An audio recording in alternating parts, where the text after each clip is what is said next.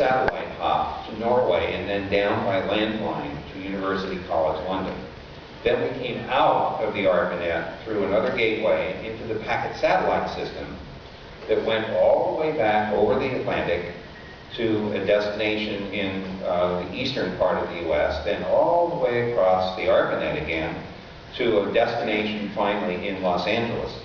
Well, the distance between San Francisco and Los Angeles is about 400 miles.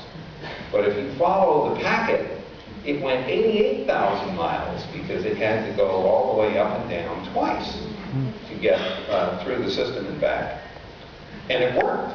Now, if you know anything about software, you know that most of the time it has bugs. And most of the time it doesn't work. So when this actually worked, we were all leaping up and down saying, it works, as if it couldn't possibly have worked. So this is a very important milestone for us in this world. Of course, then you fast forward to 1999, and the internet got bigger, and it got more complicated, and it got more colorful. And that's a pretty good description of the internet of today. So the other thing to look at is who's using the net. If we were having this conversation 10 years ago, the largest single group of users would have been in North America. But now you can see from this chart that it's the third largest. The biggest group of users is in Asia. And this isn't too surprising because India and China are part of Asia, and they have the biggest populations. The next largest group is Europe. Of course, Europe is kind of interesting because they keep adding countries to it, so it's getting bigger. But in any case, it's the second largest group on the internet today. Then the third largest is North America, and then comes Latin America here. And you see the rest in this list. That's about 1.1 billion users.